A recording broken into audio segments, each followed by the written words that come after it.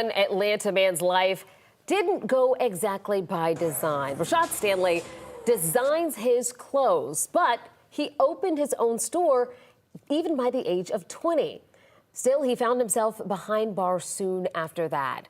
Stanley didn't let his time in prison, though, stop him from living his dream. Andy, Loving Alive's Joe Ripley joins us now. And Joe, this is a story really all about second chances. That's right, making the most of what you have, right? Even when all you have are some paper clips, dental floss, and ink pens in prison. Tonight marks a milestone for Rashod Stanley, his first big fashion show since getting out of prison, even though the runway leading up to tonight's show was a little bumpy. Rashod Stanley has no problem standing out, and that's by design. A sense of accomplishment to actually be able to get out here and do it. The fashion designer has dozens of models hitting the runway, showing off his line, The Trenches. Stanley says the name reminds him that his current location doesn't determine his destination. A lot of guys come from my environment, or we're just in the same circumstance I just came from and don't really even get a chance to make it out. Like, I done seen folks die in prison, so. By age 20, Stanley owned his own store. Then his location changed. It really just took a turn for me, but you know, God got to sit you down sometime for you to pay attention. In 2016, he was arrested on robbery and gang-related charges. Even standing behind bars, though, wearing the same white and gray outfit, eating the same food as the other inmates, Stanley stood out in the trenches. I made clothing out of paperclip and dental floss. You know, just took the time and just perfected my craft. So every day I sit in there and just make outfits. Now he's making a living off his creations, determined not to let his dream die behind bars. It's a lot of pain come with it. Like, you see the part of it where you driving the cars and you're having the women and you having the money, but they don't really tell you about the part where, like, you go down the road 7.5 years and the people you love dead and gone when you get back. Even in prison, in the trenches, Stanley never lost his purpose. After his release 6 months ago, he's now made new uniforms for kids in Gwinnett County's youth athletic program, teaching them to stand out and design their own path. If I can do it, you definitely can do it. You just gotta want it and have the discipline to really just go get it. Stanley has more good news to celebrate tonight. He plans to open a new shop at East Point later this summer. He says he's going to continue his mission as well, to share his story so that others can know that staying productive can keep them out of trouble. Well, congratulations to him.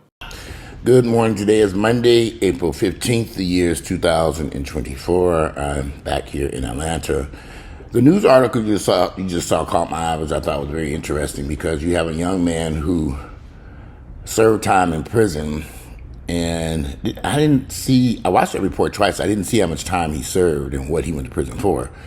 It doesn't matter. He served his time. And he served his time, and now he is free, and he has in less than 6 months. And so he,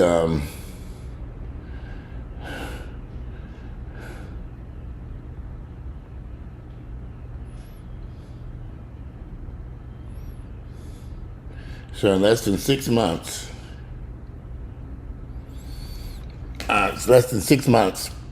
he has created his own clothing line. And y'all hope this man has a lot of success. We sometimes knock black people down because they have a felony conviction or they've been in trouble with the law, and we don't necessarily believe in giving black people a second chance. We white. And I say this because I've seen so many white people get a second chance. There was a white guy here in Georgia. They even let him go as far as getting, he went to prison for something, convicted felon, got his record expunged. He went as far as letting him become an attorney here in the state of Georgia. So in so many spaces, other races are able to reclaim their lives, get past their felony convictions or whatever happened. But for some reason, depending on the state, Florida in particular, I just saw an article. I might try to put that article in this, where in Florida, after you serve your time, you have to pay all these fines and money for the cost of your stay in prison, even if you didn't. One lady was sentenced to 10 years and she only served 6 months. But they're charging her for the whole 10-year sentence. But it's like $127,000. and she only did 6 months on this,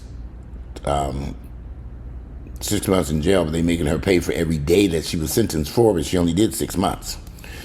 So sometimes certain states, the whole felony conviction, man, we already know it's just a racket. Just designed to hold people down. There was no details. They didn't go into details with this man. At least I didn't hear it. Maybe it was gang related or something. Who knows? It doesn't matter. He served his time. He should be able to begin his life anew. And you and I, we all know that we need creative designers, clothing, furniture, interior design. We need more blacks in these spaces, making things and contributing to society in whatever way they can. So a lot of people, I saw some comments under that report, and I couldn't believe some of the comments, but I really don't pay much attention to comments that I read on YouTube or Facebook or Instagram, because there's a lot of fake profiles out there, and people just don't, they're just being mean for no reason. However, you have a lot of black men and women who've been through the judicial system and with a felony or served prison time. And in many cases, they come out of the system worse off than they went into it. And they have a very difficult time getting employment through the traditional ways and means. So in those cases, a lot of people are forced to become self-employed. Hell, I'm an example of it, you know? And I never wanted to work for nobody in the first place. Being self-employed to me is more freeing. You can determine your income. You determine how much time you want to invest in it and how much money. And here's the thing, that every time I tell somebody to start their own business, they always say, I don't have the money. You may not need that much money to start it. A business, sometimes you just got to be creative. You may not need the type of money that you think you need. It may not need no money at all, just to really know what type of person you are. I have a very successful friend of mine who is an artist, and his pictures are very expensive. He's older than me, but I've known him for years, and his artwork is sold. He's based here in Atlanta. His artwork is everywhere. It's been in some well-known museums. And he's a little bit old. He's having some health issues now, but his pictures, I was trying to buy some of his pictures from my house. So I realized I can't afford them pictures. I was like, he had some original artwork that he had made, and I was like, maybe I can go. And I went and sat with him and talked with him, and he's not making as much artwork as he used to a few years ago, maybe 10 years ago, maybe 15 years ago. So for now, because the art that he does make, he guys, he needs a lot. He's in a sort of like a nursing home sort of thing. It's hard to explain. I'm not sure what that setup is over there, but he's still making art. It still is outrageously priced. And this is a black guy. He sells art to, I would love to have some of his pictures, and I'm kicking myself because I'm like, damn, I should have brought some of his stuff years ago when it was a little bit more affordable and I had the money then. But it just didn't work out then, and now I want to get some of his stuff because I think his art is going to go up in value tremendously. It already is going up in value, and he's still alive. So there are, black people, we're creative people. We're not just singers, dancers, and actors. We're builders. We can create things. And that's what's so sad to me, to see so many gay people I know who have really good talents, very smart people, and they're doing OnlyFans. And I said, why are you doing this? Why are you doing amateur porn when I know the skills that you have? And you could be doing so much more. When I first came out in the late 80s, early 90s, these gay guys were doing all kinds of great stuff. And I was in amazement. They were dancers on tour with Janet Jackson, choreographers. They were doing all kinds of amazing things. I remember Disney started up those plays, and I knew a group of guys that were coordinating and choreographing those Disney plays that are now all over Broadway. And so I saw some black gays doing some amazing things. And something has happened along the way that now we don't necessarily want to use our talents. And I also think, you got to have somebody to push you in the right direction. I'm grateful I had some people in my corner who said, Walter, you need to do this instead of that. And what I'm finding that in today's time, you have a lot of bad apples pushing people to do bad shit. They're not pushing them to do great stuff. They're pushing them. If anybody's telling you to do porn, I keep meeting these young guys that say, why are you doing this? Well, so-and-so said, I said, you listen to that fool? Why would you allow somebody to push you into doing amateur porn and you're having sex with all these people and you're not even using a condom? Why? What's the point? Why would you allow yourself to abuse your body in that way when you could be doing so many other great things with your life?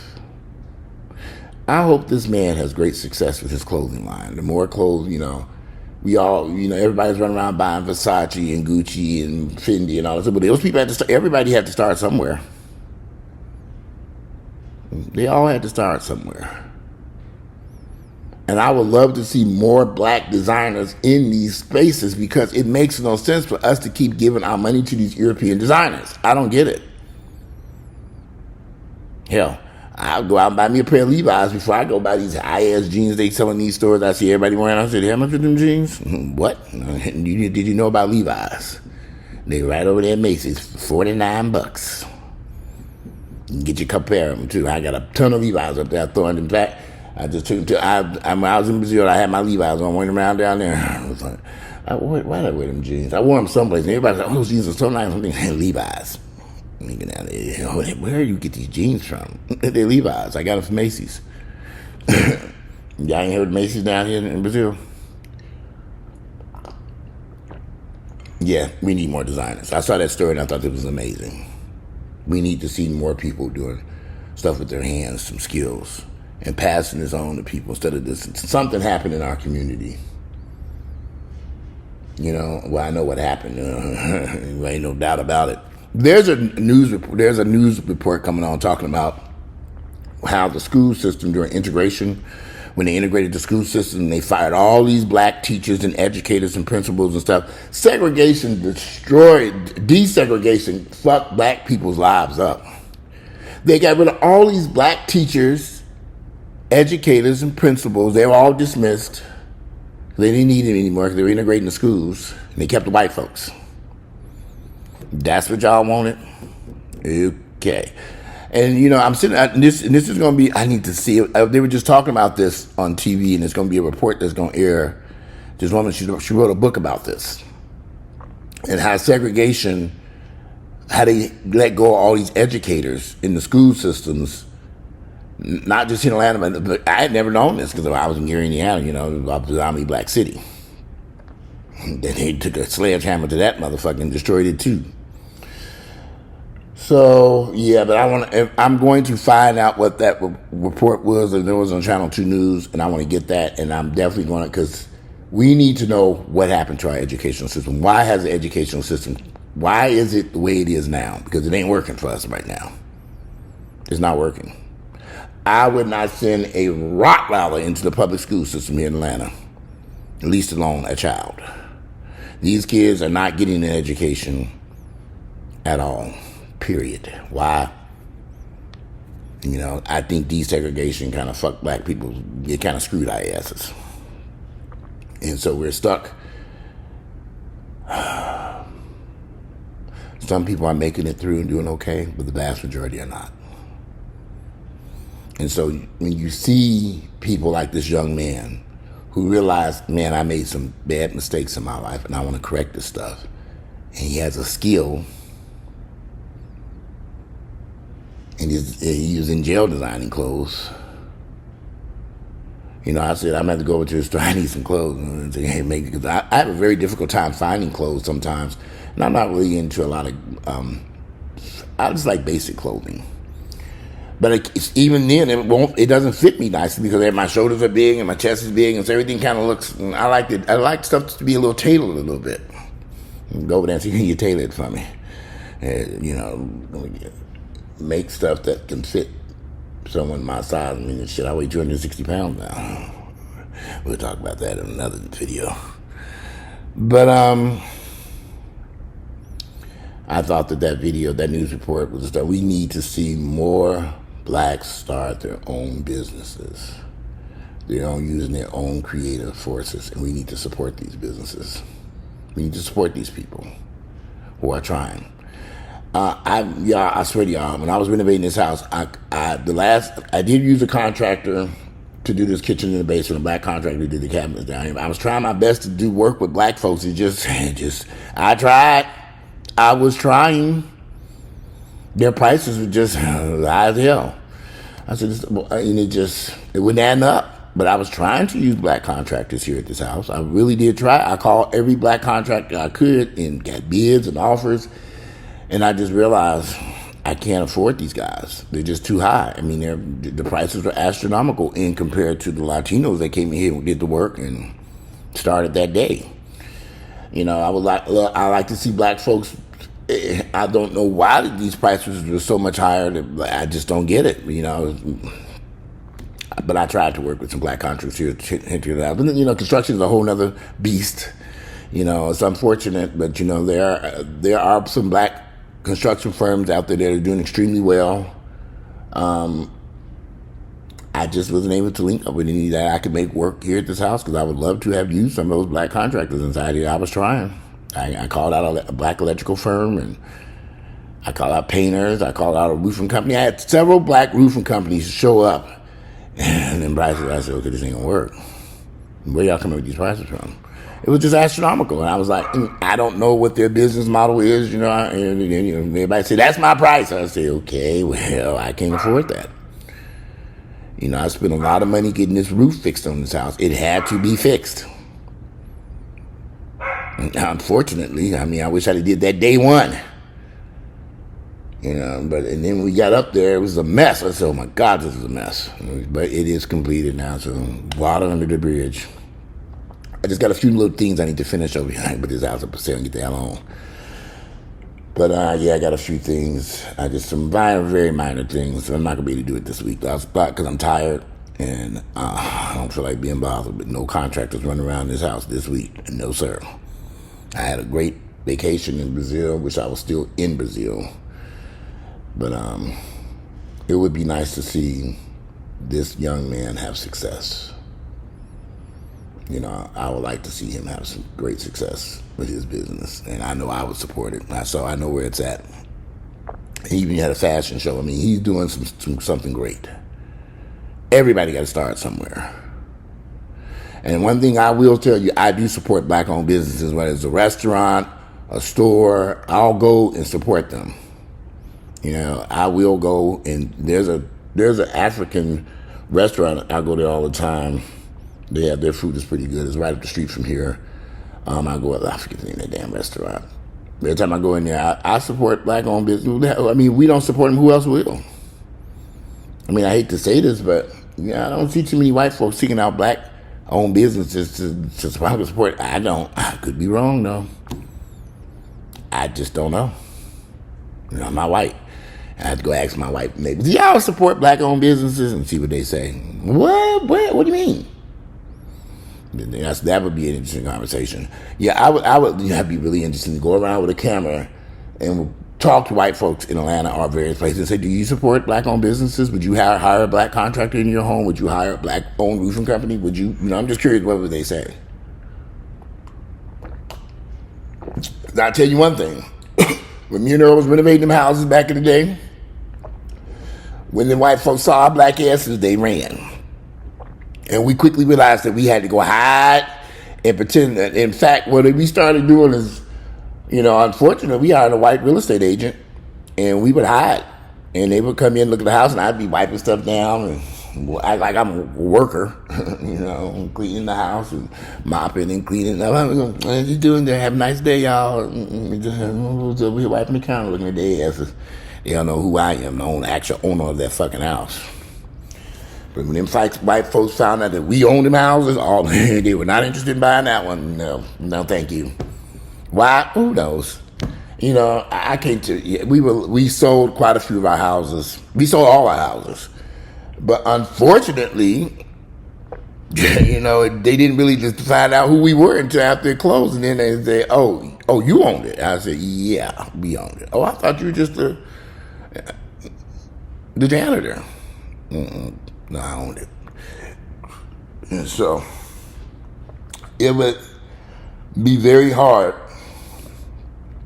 I could be wrong.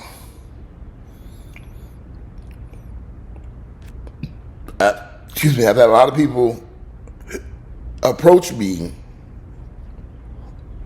after seeing this house I renovated, white and black, about helping me. But I'm just not in the mood to do another house renovation. But I've had people approach me about doing contracting work, but I'm not a contractor. I'll hook them up with a contractor. You know, I can show them the people, the roofing company I use. I mean, they did a phenomenal job here. And a lot of my neighbors are like, okay, who are these people?